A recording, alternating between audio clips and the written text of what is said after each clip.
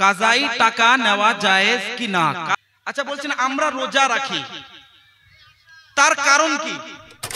আমি বুঝি গ্রাম্য এলাকায় বিভিন্ন বিবাহে কি করা হয়, যখন মসজিদ কমিটি মসজিদে যেটা কবুল নামা, একটি কবুল নামা দেওয়া হয়, সেটা নিয়ে যান, নিয়ে গিয়ে ওই যিনি পাত্র তাকে বলা হয় বা তার পাত্র পক্ষকে বলা হয় যে কত টাকা নিয়েছো, যত টাকা নিয়েছো 1000 টাকায় 25 টাকা বা যাই হোক একটা পার্সেন্টেজ থাকে যে এত টাকা নাও।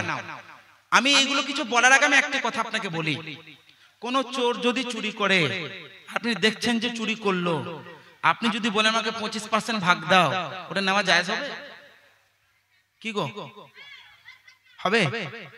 উত্তর পেয়েছেন? আমি একটা ব্যাখ্যা করি, এই উত্তরটা সম্পূর্ণ হয়নি এখন, উত্তর শোনেন। কাজাই টাকা যদি এই উদ্দেশ্যে নেওয়া হয়, এটাও বিভিন্ন জায়গায় আছে, আমি দেখেছি। যখন কোনো বিবাহ অনুষ্ঠান হয়, মসজিদ কর্তৃপক্ষ অনেক বিবাহ অনুষ্ঠানে যান, পাত্র পক্ষকে একটা প্রস্তাব দেওয়া হয় যে আপনার ছেলের এত একটা শুভ সময়, বিবাহের সময়, সুন্দর একটি মুহূর্ত, আর আমাদের মসজিদের কাজ হচ্ছে, তো মসজিদের উন্নতি কল্পে আপনি যদি চান তাহলে মসজিদে কিছু দান করেন, যেহেতু আমাদের মসজিদের কাজ আছে। এই উদ্দেশ্য নিয়ে যদি প্রস্তাব দেন, এবার বাকি উনি কোথা থেকে টাকা দিলেন, কি থেকে দিলেন, পকেট, এই ডান পকেট থেকে দিলেন না বাম পকেট থেকে দিলেন, কারণ দিরহাম দিনার টাকা পয়সা এগুলো আপনার নির্দিষ্ট করলে নির্দিষ্ট হয় না। আমি আরো একটু ব্যাখ্যা করে দিই। আপনি একটি পানের দোকানে গেলেন, এরকম একটি 10 টাকার নোট নিয়ে গেলেন, পানের এখন কত টাকা দাম আমি জানি না, যাই হোক 5 থেকে 10 টাকা দাম, আর আপনি পানের দোকানে বলে এই যে 10 টাকা দেখছেন, এই 10 টাকা আপনি আমাকে পান দিন, আর আপনি ওই টাকাটা ভরে নিলেন যে অন্য একটা 10 টাকা আপনি বের করে দিচ্ছেন, আর পানের দোকানিকে বললেন ভাই আমাকে পান দাও, তো পানের দোকানিকে আপনার সঙ্গে ঝগড়া করবে যে ওই যে 10 টাকা তুমি পকেটে বললে ওই 10 টাকাটাই দাও, আপনাকে বলবে? বলবে কি? কেন বলবে না? কারণ 10 টাকা এটারও যেরকম মূল্য এটারও মূল্য, আর যেটা নির্দিষ্ট করলে টাকা দিরহাম দিনার এগুলো নির্দিষ্ট করলে নির্দিষ্ট হয় না। এইটা হচ্ছে গভীর একটা বিষয়, আমি ইঙ্গিত দিয়ে রাখলাম। সঠিক মসলা হচ্ছে এটাই, যদি এই উদ্দেশ্যে কেউ প্রস্তাব দেয়, একটি শুভ সময়, ভালো মুহূর্ত, আপনার ছেলের বিবাহ হচ্ছে, তো আপনারা চাইলে আমাদের মসজিদে দান করতে পারেন, বা আমরা আবদার নিয়ে এসেছি যে আপনারা আমাদের গ্রামে এসেছেন মেহমান, আপনারা আমাদের মসজিদে দান করুন, এতটুকু প্রস্তাব, এইভাবে প্রস্তাব দিয়ে আপনি য টাকাই নেন বা সে য টাকাই দেখ, ওটা জায়েজ আছে।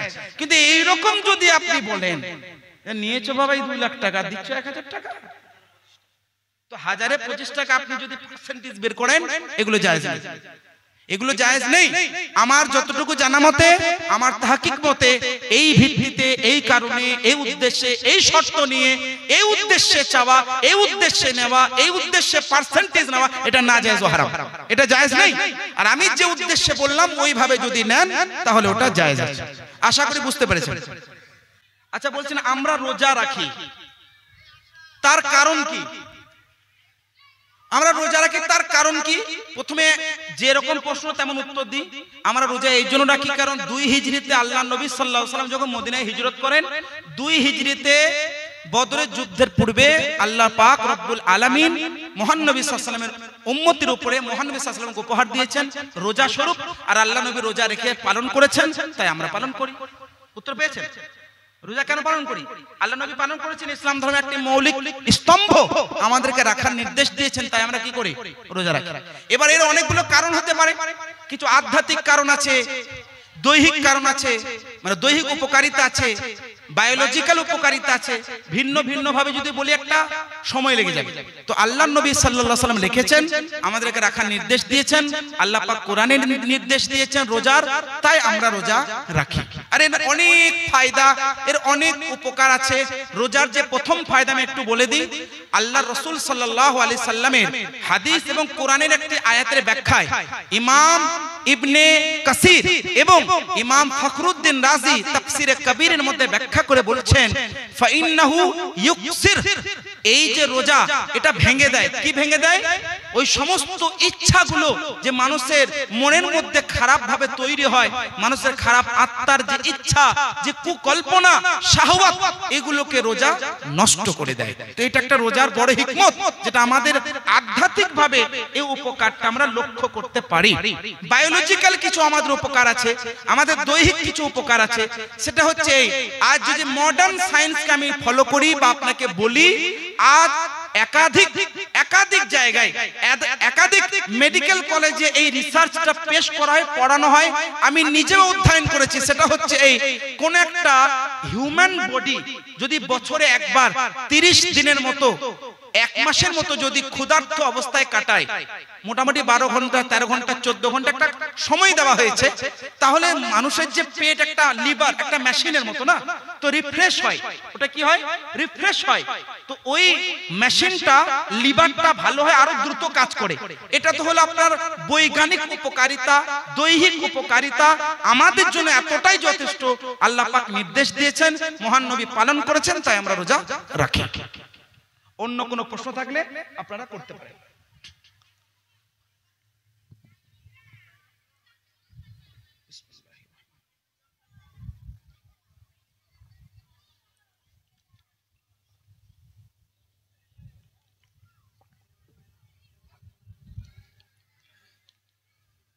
অন্য কোনো প্রশ্ন আপনাদের থাকলে করতে পারেন, কোনো অসুবিধা নেই। দ্বিধাবোধ ছাড়াই করতে পারেন।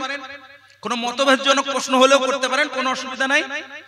কারণ এখানে আপনারা আমাকে ডেকেছেন, আমি এসেছি কোরআন হাদিসে আলোচনা করার জন্য, সঠিক মাসাইল প্রকাশ করার জন্য। সুতরাং আপনারা চাইলে জিজ্ঞাসা করতে পারেন।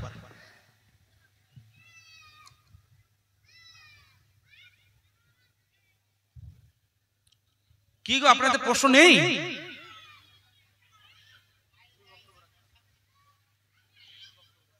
বলেন।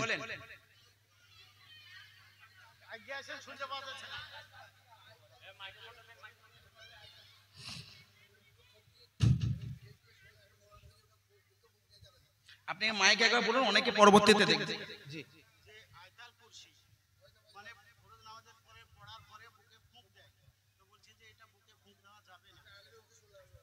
বুকে ফুঁক দেওয়া যাবে না, না পড়া যাবে না? কি বলছেন? পড়ে বুকে ফুঁক দেওয়া যাবে না। কেন দেওয়া যাবে না? কারণটা বলেনি, তাই তো? আচ্ছা যাও, ফেসবুকের কিছু আলেম, ফেসবুকের কিছু মৌলবি দেখেন, শুধুমাত্র ফেসবুক, শুধুমাত্র সোশ্যাল মিডিয়াকে ভিত্তি করে আপনি যদি ভাবেন যে আমি শিখে নেব, তাহলে আপনি কিন্তু ভুল বুঝছেন। অনেক বন্ধু, হুজুর আপনাদেরও তো বক্তব্য ফেসবুক আছে, তো সেইটা মেটার করছে না। মেটার করছে আপনি শুনছেন, সঠিকটা শোনেন। কারণ ফেসবুকে অনেক আছে যারা দেখবেন প্রেম ভালোবাসার গবেষক, যে দিনের পর দিন প্রেম ভালোবাসা নিয়ে গবেষণা করে। তো ফেসবুকে যে সব আলেমের বক্তব্য শুনবেন আর নেবেন এমন ব্যাপার নেই, সঠিকটা নেবেন।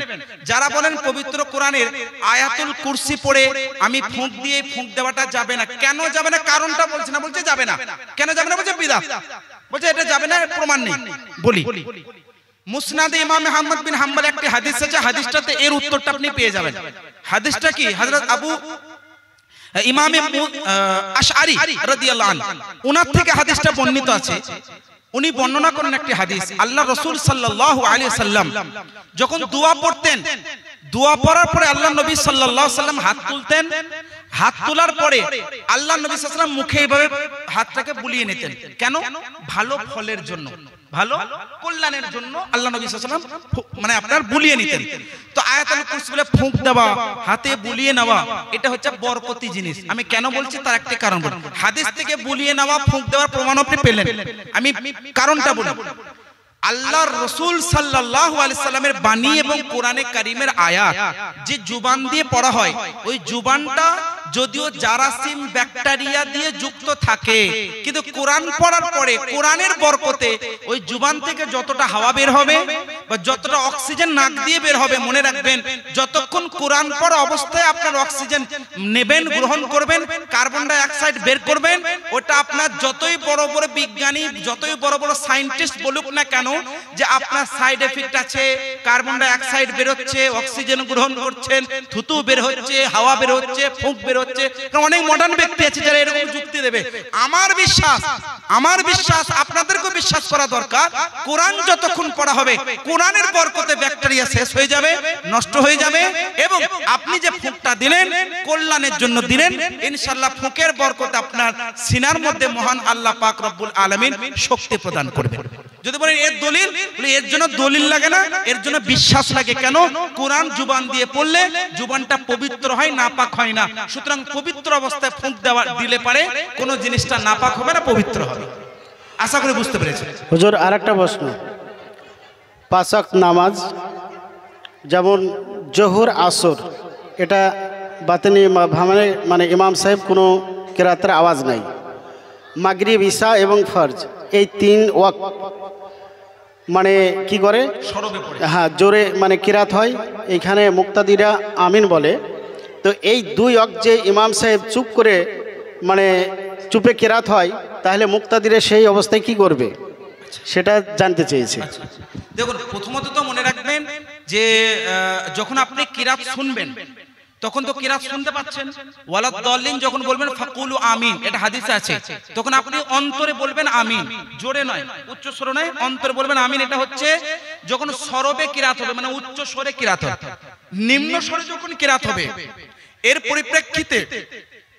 পরিপ্রেক্ষিতে একটি মাসআলা বয়ান করা হয়েছে যে ইমাম সাহেব যখন পড়ছেন কিরাত, ইমাম সাহেব যখন কিরাত পড়ছেন নীরবে আপনি শুনতে পাচ্ছেন না, তো কোরআনের আয়াত নিস্তব্ধ থাকা, কিরাত পড়লেও নিস্তব্ধ থাকা।